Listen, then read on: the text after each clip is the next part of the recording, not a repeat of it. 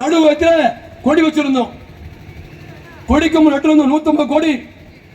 Alangulam DSP நல்லவர், Alangulam inspector நல்லவர், ஆலங்குளம் துணை ஆய்வாளர் நல்லவர், ஆலங்குளம் எஸ்ஐ நல்லவர். ஆனா திமுக போன் போயிட்டியா மேல எஸ்பிக்கு. அவங்க உடனே என்ன செய்வாங்க? காவல்துறை காவல்துறை என்ன செய்யும்? ஆட்சியாளர் ஏவல் துறையாக உடனடியாக அவுத்துருங்கன்ட்டாங்க. இவ்வளவு வேதனை 10 நாளைக்கு முன்னாடி திமுக ஃபுல்லா கிட்டிருந்தான். யாராவது அவுக்கு சொன்னீங்களா?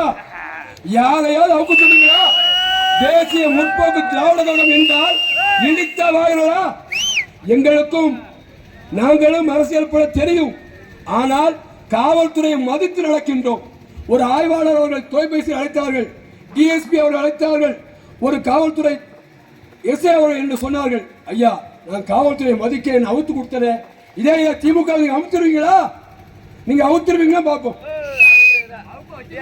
ஆனால் நிச்சயமாக அடுத்து இந்த நடு பேரிக்காட்டில் யாரு கட்டக்கூடாது.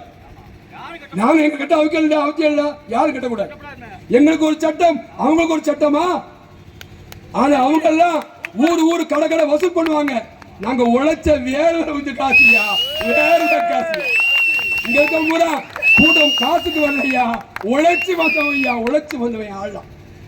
கூப்பிட்ட உடனே எந்தெந்த ஊர்ல இருந்து வராங்க பாருங்க ஐயா. ஆனா நீங்க அதெல்லாம் மதிக்கலையே.